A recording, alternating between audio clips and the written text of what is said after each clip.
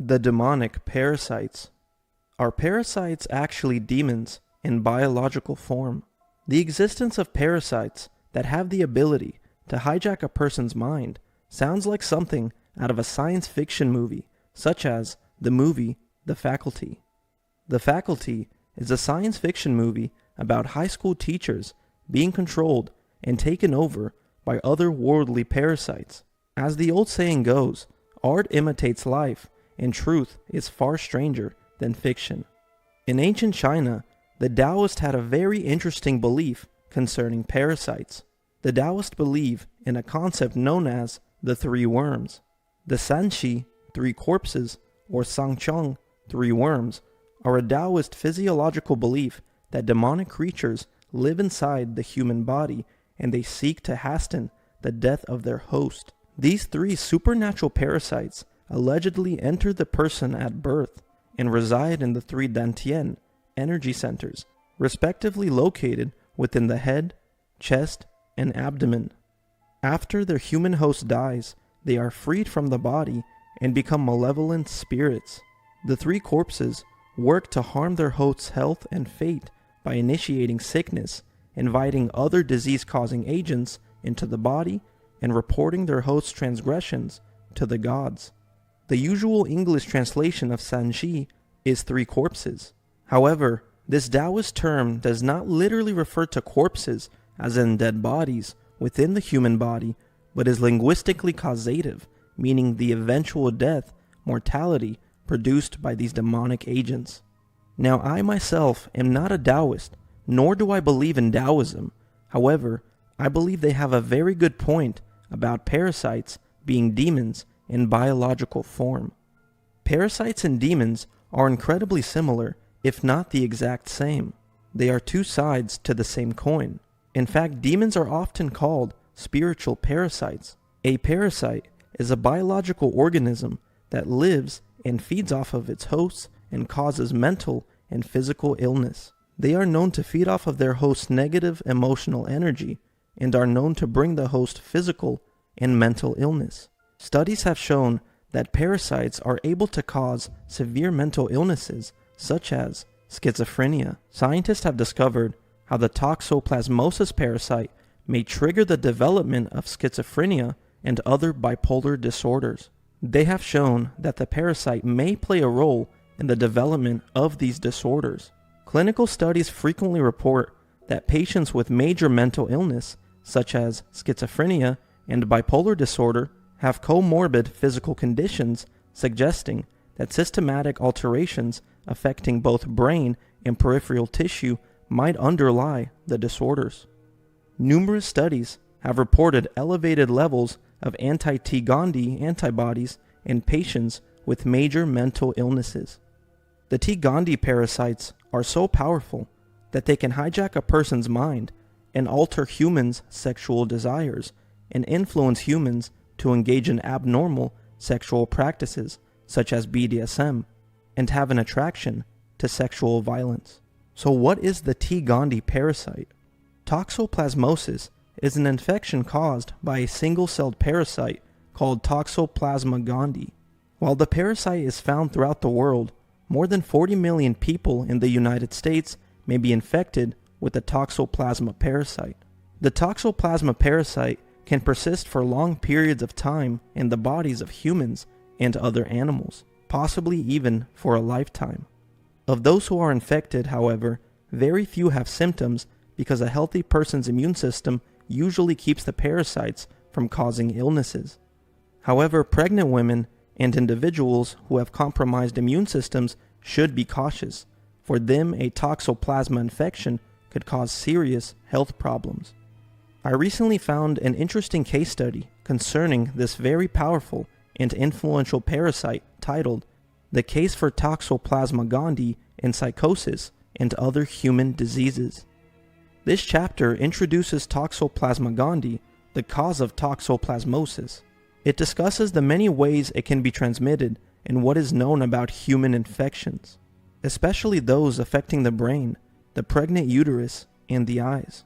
It details the evidence linking this parasite to psychosis and estimates the percentage of psychosis cases that may be caused by it. It also briefly discusses the evidence linking toxoplasmosis to other conditions, epilepsy, brain cancer, rheumatoid arthritis, and motor vehicle accidents. The T. gondii parasite has been called one of the most successful parasites on Earth, and yet is one of medicine's best kept secrets. It is remarkable in its ability to infect nearly any nucleotide cell in any warm-blooded animal, and infects most species of mammals and birds. An estimated 1/3 of the world's humans are infected, although this varies widely by country, depending on dietary habits and exposure to cats. A 2014 survey in the United States reported that 11% of the population, or approximately 40 million Americans, have antibodies to this parasite, indicating past infection. For almost a century after its discovery, it remained largely unknown. It was given a tongue-twisting name, Toxoplasma gondii, which was in fact inadvertently misspelled. The North African rodent in which it was discovered in 1908 was a gundi, not a gondii. It is a protozoan parasite, not bacteria or viruses, which were the infectious agents of the greatest interest in the 20th century. The most noteworthy protozoan is the malaria parasite. T. gondii, as it is commonly abbreviated, is a second cousin to the malaria parasite. But like famous humans, second cousins don't get much press. It wasn't until 1938 that T. gondii was known to be transmitted from a pregnant woman to her fetus and to cause severe problems with brain development. And it was not until the late 1960s that cats were identified as the specific host for this parasite. T. gondii has to be eaten by a cat to complete its life cycle in the cat's intestine. It begins its life cycle when a cat, usually as a kitten, becomes infected. Although the cat usually has no symptoms, it excretes in its feces up to 50 million infective T. gondii oocytes per day for an average of 8 days.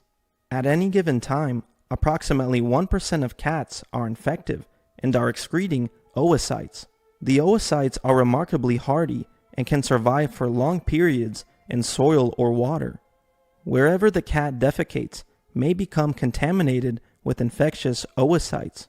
Since cats prefer loose soil for defecation, this often includes gardens, children's sandboxes, and animal feed piles and barns. After 24 hours, the oocytes dry out and are thought by some researchers to become aerosolized, thus floating in the air and capable of being inhaled.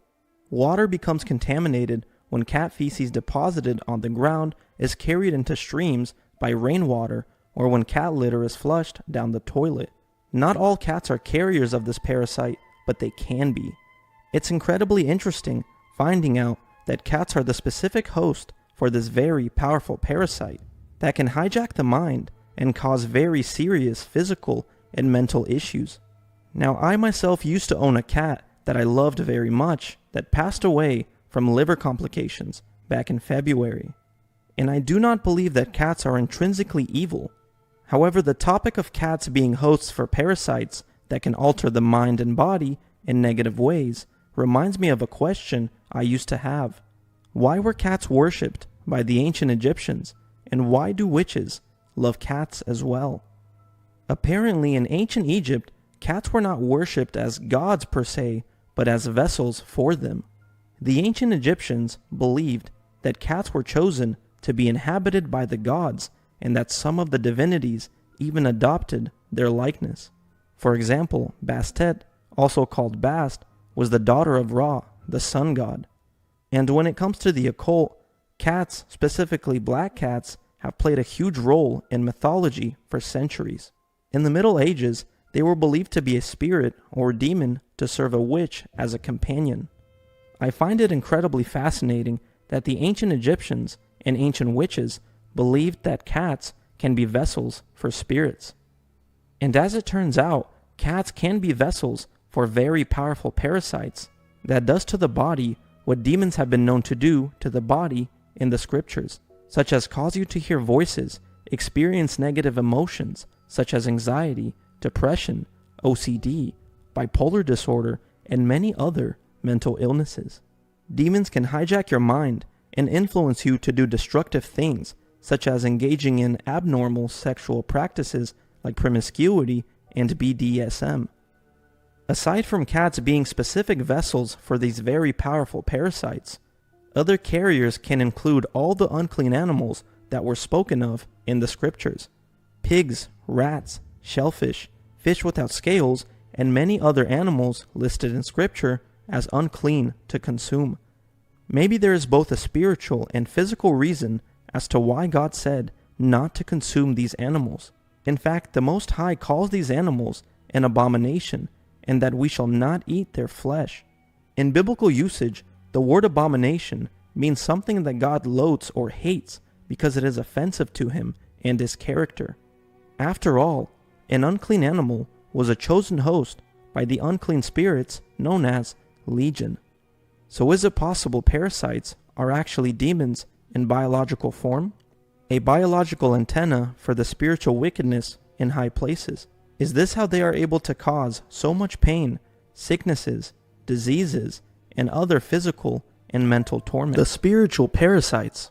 Did you guys know that the phrase out-of-body experience was coined by a man named Robert Monroe? Robert Allen Monroe was a radio broadcasting executive who became known for his research into altered states of consciousness and for founding the Monroe Institute. In his 1971 book, Journeys Out of the Body, he is credited with coining the term out-of-body experience. He is one of the first well-known researchers into exploring altered states of consciousness in other dimensions. Some of the methods he used when it comes to exploring other dimensions is astral projection, sensory deprivation, and something called sleep learning. Sleep learning is an attempt to convey information to a sleeping person, typically by a sound recording to them while they sleep. According to Robert Monroe's own account, while experimenting with sleep learning in 1958, Monroe experienced an unusual phenomena, which he described as sensations of paralysis and vibrations accompanied by a bright light that appeared to be shining on him from a shallow angle.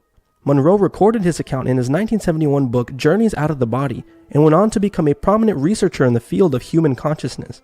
Monroe later authored 2 more books on his experiments with OBE, Far Journeys in 1985 and Ultimate Journey in 1994. While experimenting with out-of-body experiences, Robert Monroe encountered interdimensional entities. Reportedly, the light beings told Monroe that we are energy sources for other dimensional parasites. All the turmoil in this world aims to exploit the loosh we emanate. Loosh is a term applied to energy produced by human beings and animals that other entities use to feed from. It is also used to refer to the energy that is produced by suffering that entities feed. Loosh is a word coined by Robert Monroe in his books. These findings from having an out-of-body experience by Monroe sent Monroe into a 2-week deep depression. With the current acceleration of the electronic era, which promotes transhumanism, an array of artificial intelligence technology, both overtly and covertly, the exploitation to extract negative emotional energy from humanity is at an all-time high. Our world is being deluged with negative mind control programming and AI broadcasts that target the negative ego filters that have infiltrated every fiber of society.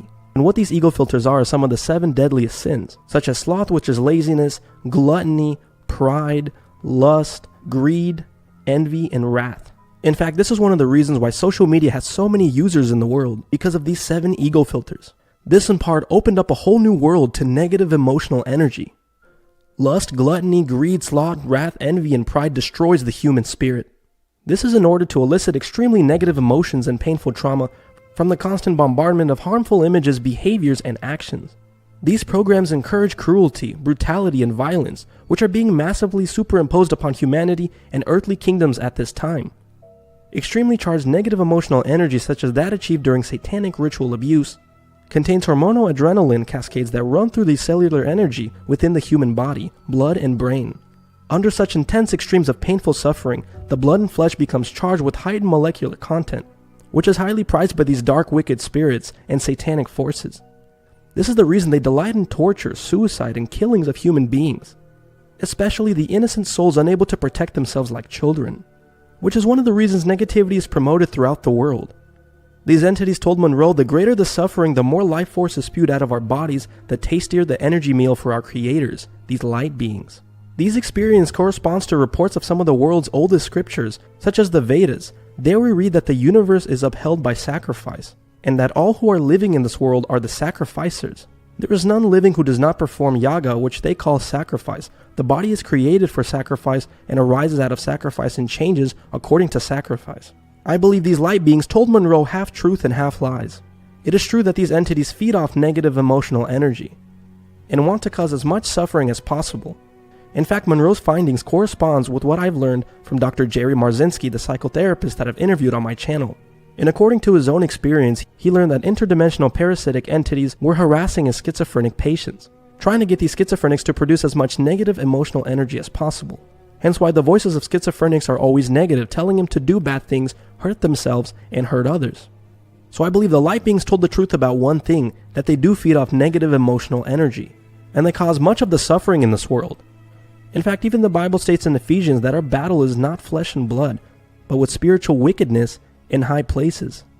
But what they did lie about is that the world was only created for sacrifice. They also lied about being the creators. They are not the creators. Throughout history, these wicked spirits that live in the high places have convinced humanity to worship them and offer them sacrifices. Much of the commandments in scripture are there to protect us from these evil entities and their influence. Things like divination, astral projection, and out-of-body experiences are not something we all should attempt on doing. Trying to explore other dimensions and getting in contact with these evil entities is going to be a snare to our soul. The Most High, like the loving Father He is, put commandments in the scriptures on how to avoid these evil entities, such as not messing with the devil's devices, mind-altering substances, divinations, witchcraft, sorcery. Welcome to the place inside. I'm your host, Laurence Galian. I want you to discover the innate powers of your body-mind makeup.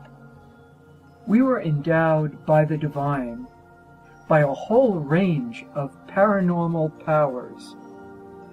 The most powerful technology that exists is within you, because you have a direct connection to, we can call it the center of the galaxy, if you will, or the ultimate reality, but you have a direct connection to it.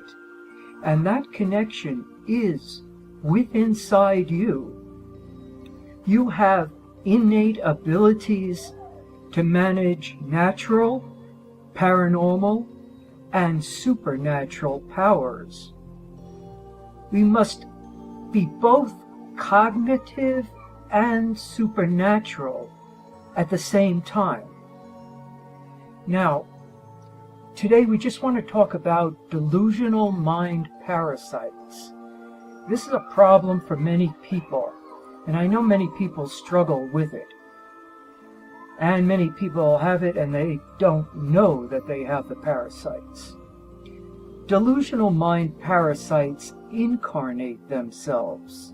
Now notice I say the word incarnate themselves in many people. Okay, they can take over a human being's or an alien's mind. Okay, but they cannot be the people or the aliens themselves. Clairvoyantly, I can see these mind parasites taking up residence in people's heads. I can literally see this. They live in the skull, and they treat humans as little more than vehicles, cars, if you will, to help them move around. Secondly, they project to the human in which they inhabit a world view. That's very important. We'll get into that in a moment. Almost derisively, and certainly with an air of superiority, they tell their human hosts something like this: your life is nothing but an illusion. I control you and all that you do. I create a virtual reality for you. And that's what I was getting at before. The world view. They start to make you think that the world is such and such a way, when in fact it isn't. When the world is actually very different from the way they are making you perceive it. Remember that. It is so important. They truly bewilder people, and most people have no idea that they are just a type of cyborg for these delusional mind parasites.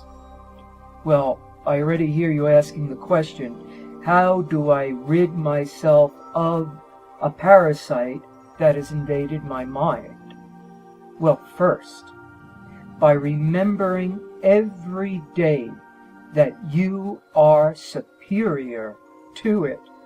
Remember that direct connection I told you about that you have with the center of the galaxy, the ultimate reality, the divine, however you want to represent that to yourself.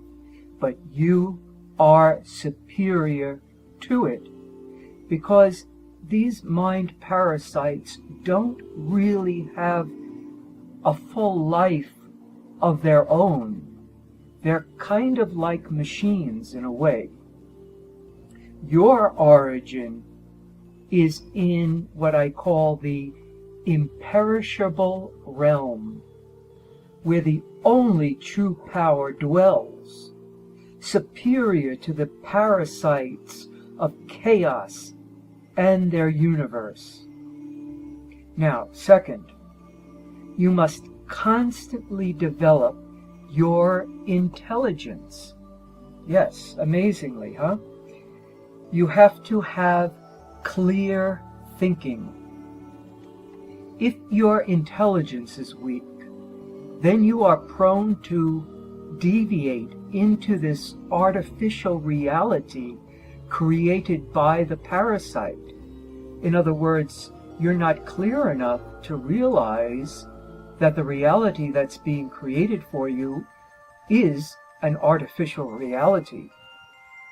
Doing mind work that involves intense concentration helps tremendously to develop your mind, to strengthen your mind. No matter if it be puzzles, chess, calligraphy, learning a musical instrument, or poring over a deep book on a profound subject.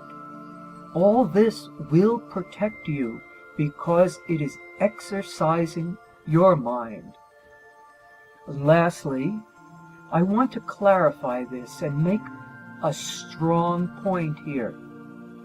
If you believe in religion, fine, but please pick a religion that forces you to give up your own innate sense of right and wrong, and then you have made a tremendous mistake.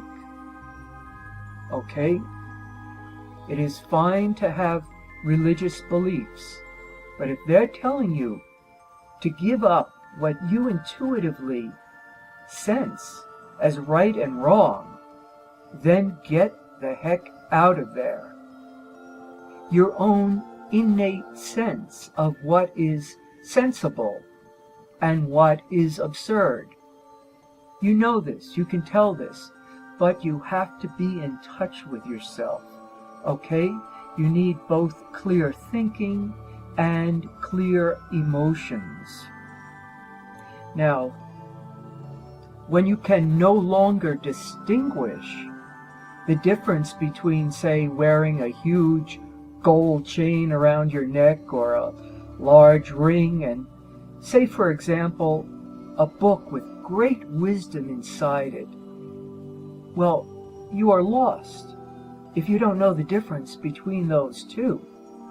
The parasite, in this case, has won. When you prefer the company of shallow people to that of loving, truthful, sincere, and loyal friends, then again the parasite has won, my friend. Every day, if you fear you are infected, remember they are inferior to you. And fear is the greatest mind freak. That will also open the doors to the parasites. I advise you strongly to take up a spiritual path if that is what you are interested in, but a path of direct connection to the divine. This is known as mysticism, and the people who practice these spiritual practices are called mystics. Do not believe. Instead, know. Pick a spiritual path that leads you to know directly the divine, to have a direct experience of the divine. Hi everybody! I want to talk to you about Archons today. I have been doing some serious Archon studying the last few weeks, and that's not me watching other YouTube videos, that's me actually in the field doing energy work on myself, on other people, and coming across Archons in a way that I feel it's time for me to actually understand this phenomenon on a more deeper, more meaningful, more profound level than I'm currently understanding it. So, Archons are energy parasites. They look like octopuses, squids. They have many, many arms, and those arms go into you all over the place, and they latch onto you. So if I go into someone's energy field and I want to remove one, oftentimes you can literally just pull them off. But sometimes if they're helping you overcome a vulnerability, then for me to remove it, I have to go deeper than the Archon attachment itself in order to find out what it is that you need to work on. So Archons attach to what makes us vulnerable, and then they make it harder for us to overcome the vulnerability. So when we overcome the vulnerability, we'll never become vulnerable again, right? Because it was so ridiculously hard that we got to the end of this and we said no more. So you see how they're helping us? Okay, so how do they manipulate us? This has been something I've been trying to figure out, is what is the Archon frequency? What is the frequency they're working under, and how do we detect when we have Archon attachments? Archons, there's like bajillion Archons. They're some sort of alien race. Some of them are totally mindless. Some of them have more of a conscious awareness. They work with our pleasure senses. And pleasure senses as in sexuality. So this is important. I'm going to talk a little bit about energy downloads. So people talk about light codes, when the stars are shifting and we're moving in alignment and all that. We're receiving new energy downloads and light codes every single day, all day long. We're receiving downloads from the universe constantly. We have no clue it is taking place, but it's just being downloaded into our very blood, and we're receiving it within ourselves, and it's inspiring us in new ways. New approaches to life, new approaches to thinking, new approaches to people. It inspires human ascension one day at a time, right? So Archons work right under our noses as well. They work with energy downloads, what you would define as energy downloads, because they're in your energy field. All right, they're not physically here. We don't physically see them, but we do get physically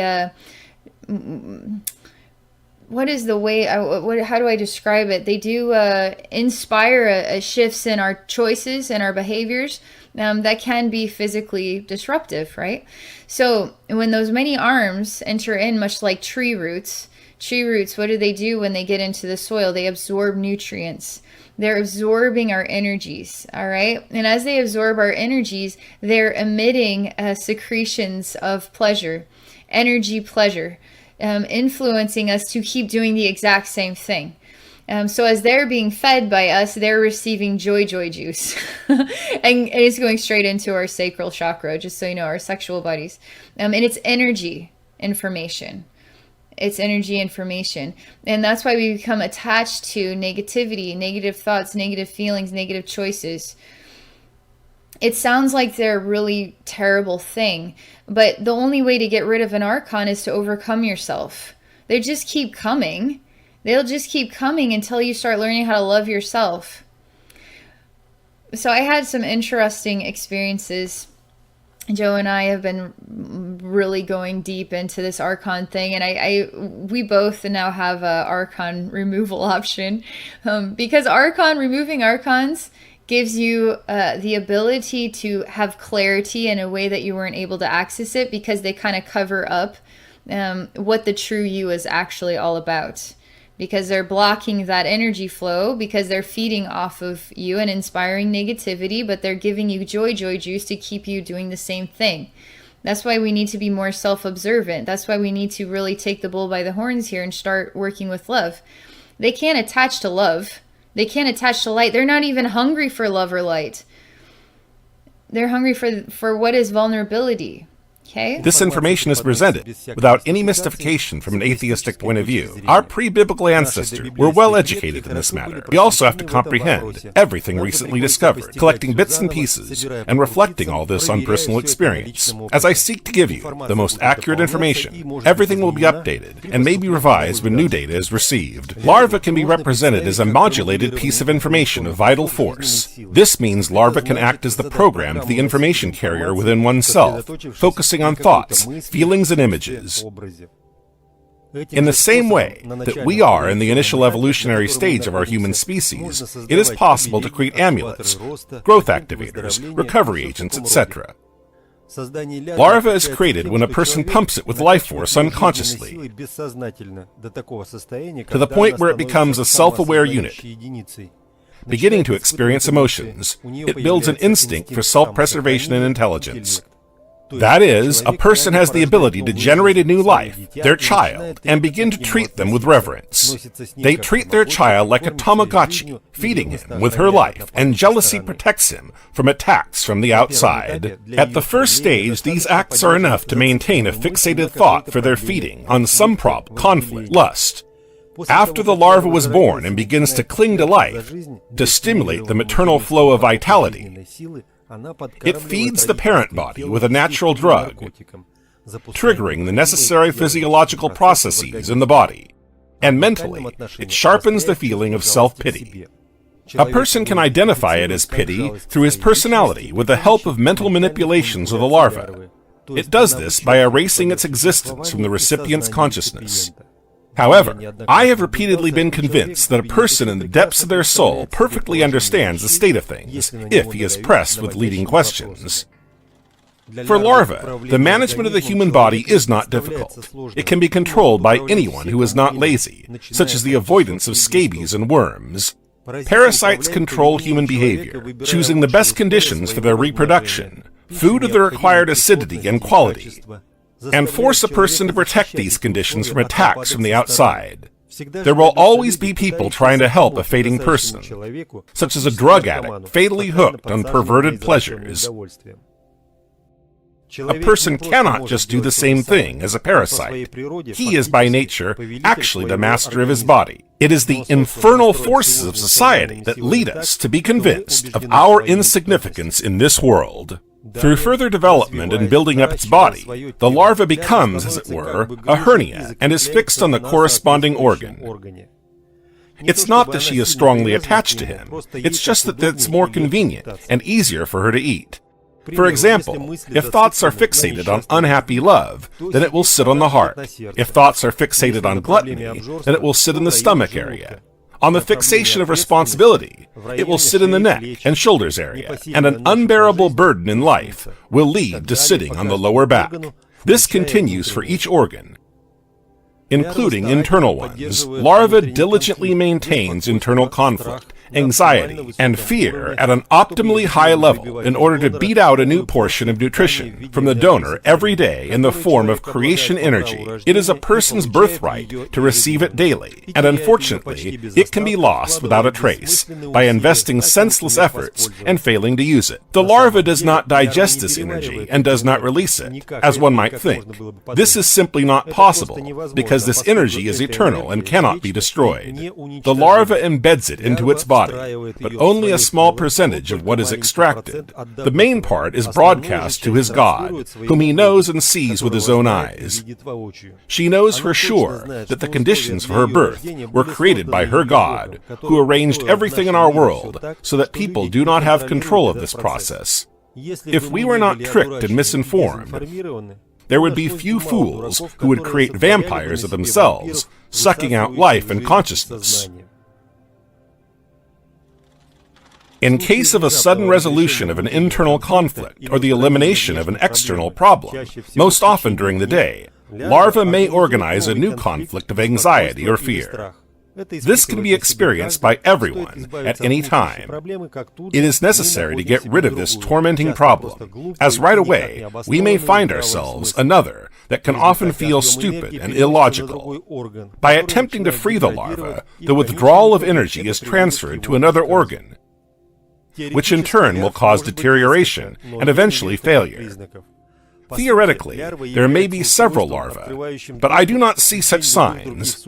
In fact, larvae are a device that opens access to the connection of any other entities of the infernal world. If there is no singular larva on a person, then it is very difficult to use it, since there is no means of switching it. She is not at all concerned about the settlement of other parasites, which through her warm up on this volcano of life force called humans.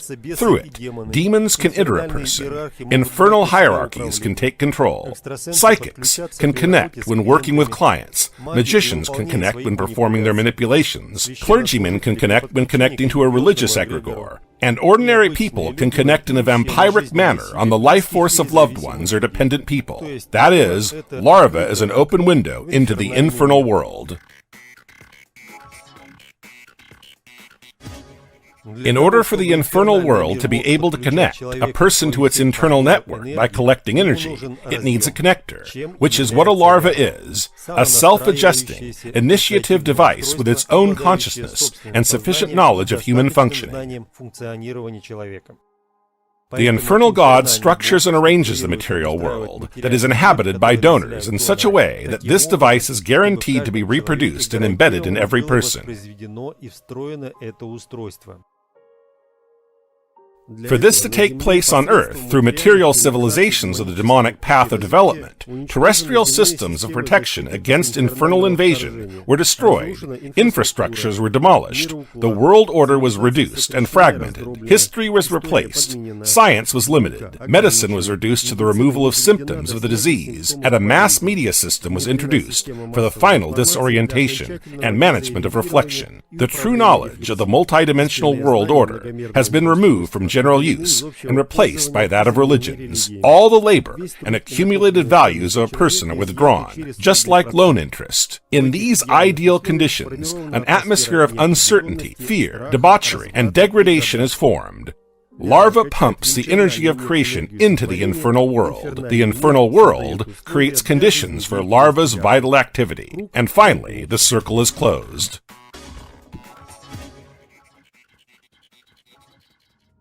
In the present, most people are looking for a partner, not on the principle of humanity, but one of love, consent, and worthy procreation. Similarly, larva is looking for a partner on another carrier, and can sense him from afar. She reads, simply by appearance, the degree of internal problems and complexes, nervousness and pride. Then he tests it with insults, scandal, and nonsense. The ideal partner should react accordingly.